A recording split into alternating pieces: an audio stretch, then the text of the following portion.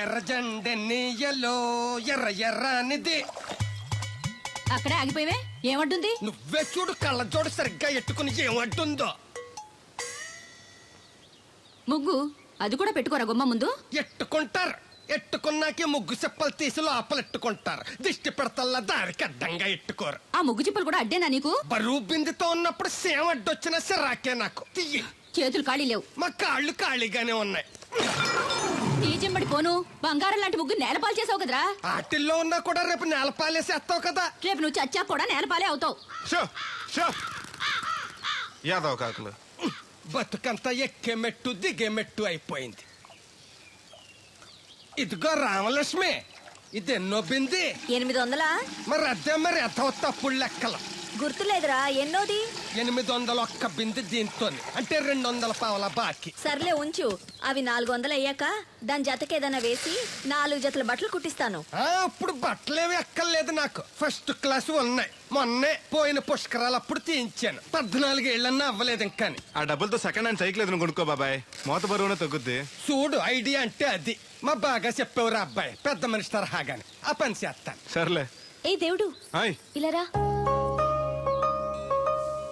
ఏంటమ్మాయి గారు? ఏంటది? బొమ్మ బాగుందా? ఎవరది? నేనే. నాకిస్తావా? మీకెందుకు? నువ్వు నీ దగ్గర ఎందుకు? నా దగ్గరుంటే భద్రంగా చూసుకుంటాను నిన్ను. సరే తీసుకోండి. Thank you. నేను బాగున్నానా? తోకుంటే బాగుండేది. ఇదిగో, ఆనక గుడికెళ్ళాలి, ఏ పని పెట్టుకోకు. సరే.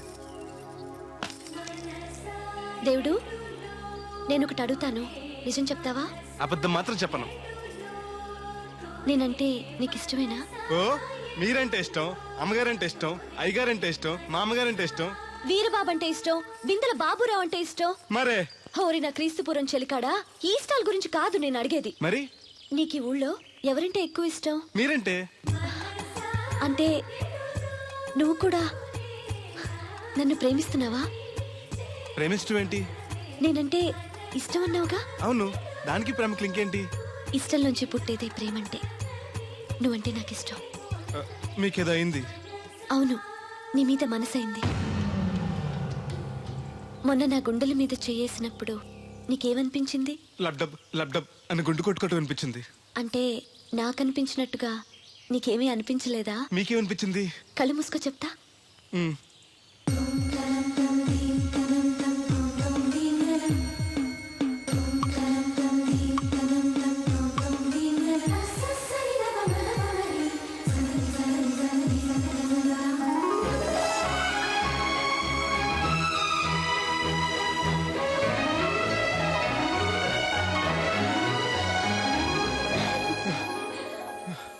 బాబాయ్, మూతి మీద మూతి పెట్టేలా ముద్దు పెట్టేశారేంటి? నాకు ఏమనిపించిందో ఇప్పుడు నీకు తెలుస్తుంది.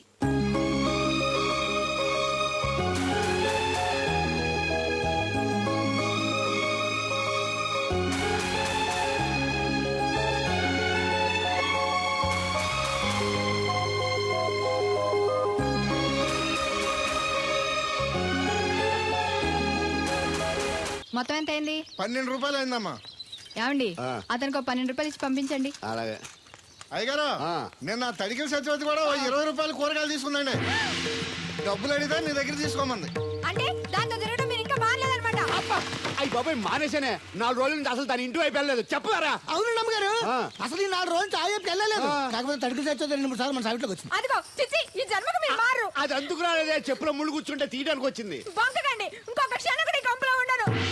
ఇది కొంపలో ఉండని చెప్పి ఇంట్లోకి వెళ్తుంది. పెట్టి తెచ్చుకోద్దేటి, వెళ్ళిపోతారు. సర్ది రెడీగా ఉంది. ఏమన్నా ముందు నన్ను పంపించండి, బేరాలు చూసుకోవాలి. దరిద్ర కొట్టేదవా, నీ మూలంగా వచ్చింది ఈ దరిద్రం అంతానే. ఇదిగో దీని 12, దాన్ని 20 తీసుకో. చెల్లలేదు. ఆ బ్యాలెన్స్ దాని కూరగాయలు ఇచ్చే, సాయంకాలం వస్తామని చెప్పు. అలాగే. అదిగో సంబంధం లేదంటూనే దాని కూరగాయలకి డబ్బులు ఇచ్చేశారు. రేపటి కూరగాయలు కూడా డబ్బులు ఇచ్చారు. అది కదే, లాభం లేదు. ఆ తడికల సత్యవతి ప్రాబ్లం పెర్మనెంట్ గా సాల్వ్ అవ్వాలంటే ఒకే ఒక మార్గం ఉంది. దాన్ని వదిలేయడమా? కాదు, మరి దాన్ని నీకిచ్చి పెళ్లి చేయడం. ఆ తడికల సత్యవతితో నాకు పెళ్ళా? నేను మీకు మరీ ఎంత యాప్లో కనపడుతున్నానండి? చెప్పేది పూర్తిగా నెహ. నువ్వు దాన్ని పెళ్లి చేసుకున్నావు అనుకో, అప్పుడప్పుడు నీతో ఏదో పని ఉన్నట్టు వచ్చి వెళ్ళిపోతాను. నా పెళ్ళడానికి అనుమానం రాదు. ఎలా ఉంది ఐడియా? దారుణాది దారుణంగా ఉందండి. నేను జీవితాంతం బెమ్మసారిగానే ఉండిపోతాను కానీ ఆ తడికలు చచ్చి మాత్రం చేసుకోను. ఏ నీకు దానికన్నా గొప్ప సంబంధం వచ్చేద్దా? జస్ట్ క్యాడర్ పెడితే తప్పిస్తే దానికి ఏం తక్కువ? నేను కూర్చోబెట్టి పెంచు. ముందు కొంచెం కాపలాగా తలుచుకుంటే ఏడిపోతుందండి బాబు. ఈడితే పెళ్ళి అంటే అది ఎడుతుంది అనుకున్నాను, ఈడు ఎడుతాడేటి? తలుపేస్తున్నావేంటి? చెప్తా.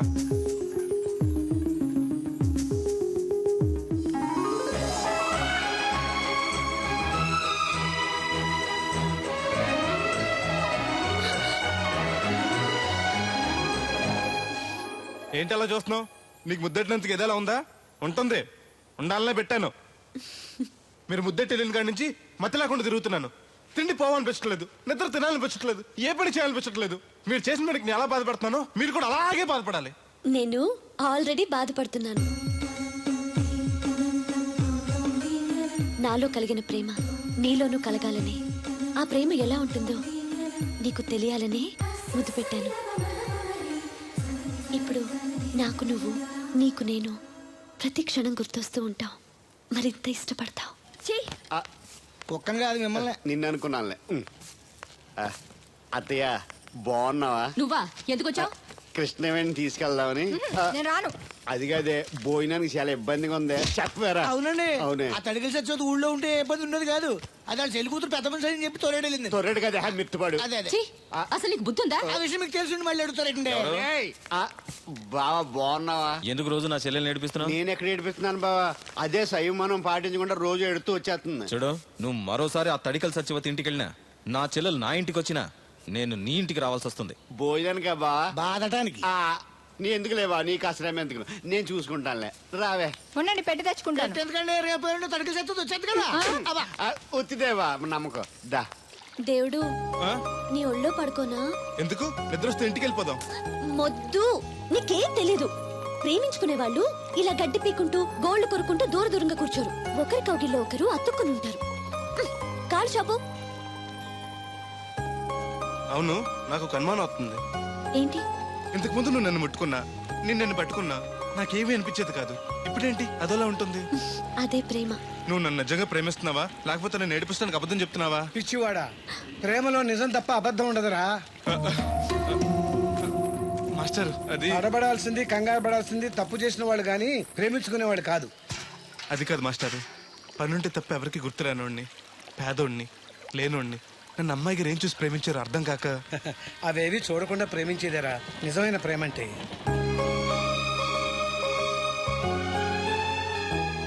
ఇన్నాళ్ళు ఎలా బతుకుతాడో అనుకున్నాను. ఇప్పుడు నీ తోడు ప్రేమ దొరికాయి.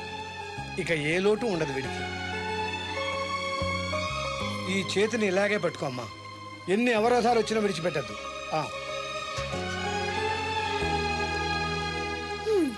మాస్టర్ చెప్పింది అర్థమైందా? ఎందుకు కాలేదు? నా చేతిని వదలకుండా గట్టిగా పెట్టుకోమన్నారు. ఓరి నా బంకమట్టి, చేతిని పట్టుకోమంటే నన్ను కట్టుకోమని, అంటే పెళ్లి చేసుకోమని. అయితే అయ్యగారు చెప్పి వెంటనే చేసేసుకుందాం. అమ్మో, నాన్నకు చెప్తావా? ఒప్పుకోరేమో. ఎందుకు ఒప్పుకోరు? అయ్యగారికి నేనంటే ఇష్టం, నువ్వంటే మరీ ఇష్టం. నేను చెప్తే తప్పకుండా ఒప్పుకుంటారు. నేను ఒప్పుకోనండి, ఈ పెళ్లి జరగదు. ఇంతవరకు వచ్చా పెళ్లి జరగదంటే నా కూతురుగా ఏమవుద్ది? మీరే నాయన చెప్పండి అయ్యగారు. ఆ అమ్మాయిని కోడలుగా చేసుకోవడానికి నీకేంట్రా అభ్యంతరం? వాడు కుమ్మరోళ్ళు, మేము సాకరోళ్ళం అండి. ఎట్టా చేసుకోమంటారండి? ఆ విషయం ఆ పిల్లతో తిరిగేటప్పుడు తెలీదా నీ కొడుక్కి?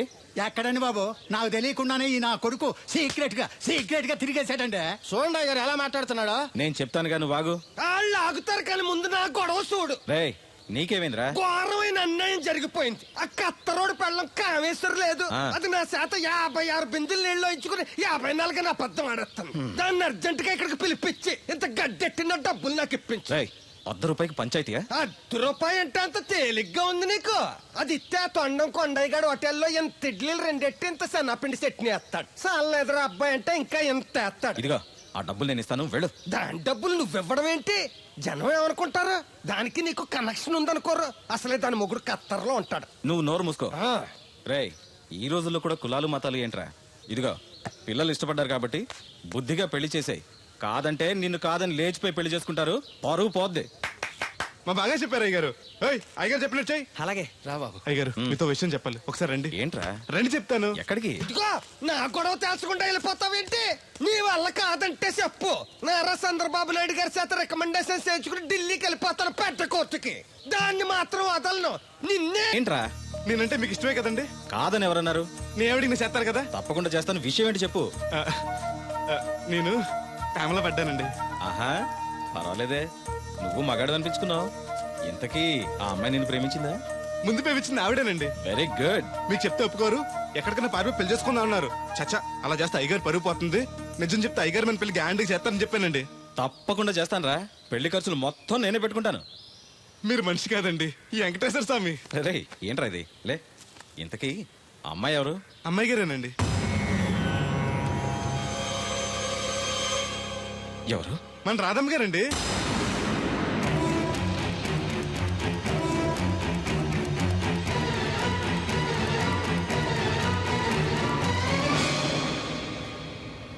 ఏంటయ్య గారు అలా అయిపోయారు? అబే, ఏం లేదురా. రాధకి నువ్వంటే ఇష్టమేనా? ప్రాణమండి. రాధని నీకిచ్చి పెళ్లి చేస్తే బాగా చూసుకోగలవా? మీకన్నా బాగా చూసుకుంటానండి. ఎలా? పాలేరు పనిచేసా? అది నెలకి 4-5 వేలు దాకా ఖర్చు పెడుతుంది. నువ్వెంత కష్టపడినా 1000-1500 కన్నా ఎక్కువ సంపాదించలేవు. మిగతా డబ్బు ఎలా తెస్తావు? ఆ సంగతి అలా ఉంచు. రేపు మీ పెళ్లి చేశాక రాధను అత్తవారింటికి, అదే నీతో నీ ఇంటికి పంపాలి. నీకు ఇల్లు లేదు. తను ఎక్కడికి తీసుకెళ్ళి పెడతావు? గుడి మెట్ల మీద? గొడ్ల చావిడిలోనా? పోనీ పెళ్లి చేసి మా ఇంట్లోనే పెట్టుకుందామంటే పాలేరోణ్ణి పనికిమాలోని అల్లుడిగా చేసుకుని ఇంట్లో పెట్టుకున్నాడని నన్ను, పెళ్ళాన్ని పోషించలేనోడికి పెళ్ళెందుకని నిన్ను నానా మాటలు అంటారు. వద్దయ్య గారు, నన్నేమన్నా పర్లేదు, మీరు మాత్రం మాట పడకూడదు. కాకపోతే అమ్మాయి గారు పెళ్ళంటూ చేసుకుంటే నన్నే చేసుకుంటానంటున్నారు. అయితే ఓ పంచే, వైజాగ్లో జేపీ అని నా ఫ్రెండ్ ఒకడు ఉన్నాడు. వాడికి లెటర్ రాసిస్తాను. నువ్వు వెళ్ళి అతను కలువు. అతను నీకు మంచి ఉద్యోగం ఇస్తాడు.